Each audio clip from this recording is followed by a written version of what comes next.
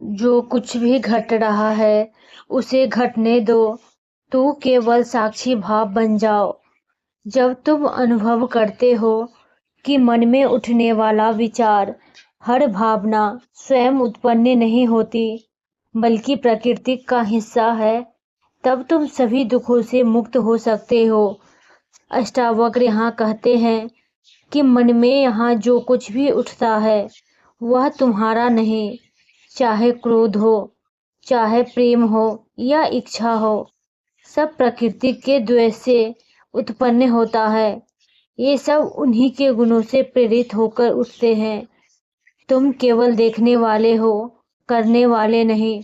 जब तुम यह जान जाते हो कि तुम एक बड़ी भूल से बाहर निकल जाते हो, मैं कर रहा हूँ, मैं भुगत रहा हूँ, यही सबसे बड़ा बंधन है। जब कोई सच्चे अर्थों में साक्षी बन जाता, तब वह जीवन में आने वाले किसी भी अनुभव को स्वीकार करने में सक्षम हो जाता है। दुख आता है, वह देखता है पर उससे चिपकता नहीं। सुख आता है, वह उसका आनंद लेता पर उससे जुड़ता नहीं। अपमान होता है, वह भीतर से नहीं डगमगाता। प्रशंसा मिलती है, वह अभिमान से नहीं भरता। यह है साक्षी भाव की परम स्थिति, जो तुम्हें बंधन से मुक्त करती है। हमें अपने मन से लड़ना नहीं, उसे सुधारने की कोशिश नहीं करनी। हमें केवल मन को एक दर्शक की तरह देखना। जैसे कोई नदी बह रही है तो तुम केवल उसकी धार को खड़े होकर निहार रहे हो। तुम उस धारा के प्रवाह में कूदो मत, बस देखो। विचार आया, गया, भावना उठी और चली गई। इस अभ्यास से धीरे धीरे विचारों की पकड़ ढीली हो जाती है और मन भीतर से हल्के होने लगता है। जब मन में कुछ उठता नहीं, तभी आत्मा का वास्तविक अनुभव महसूस होता है।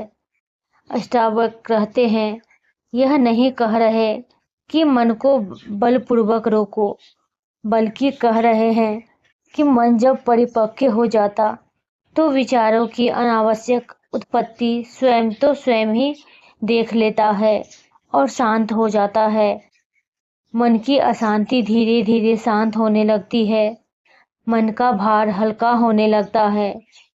जीवन में स्थिरता आने लगती है। जीवन की गहराई समझ आने लगती है। तब तुम जान जाते हो कि तुम जीवन के केंद्र में हो और जीवन तुम्हारे चारों ओर बह रहा है। तुम उसमें नहीं बहे जा रहे हो, बल्कि उसके साक्षी हो। अष्टावक्र का यह उपदेश हमें कर्तापन और अहंकार की झूठी भावना से ऊपर निकालता है। वह सिखाता है कि तू कुछ करता नहीं, बल्कि देखने मात्र साक्षी भाव है। वीडियो अच्छी लगी तो लाइक, शेयर एंड चैनल को सब्सक्राइब करें।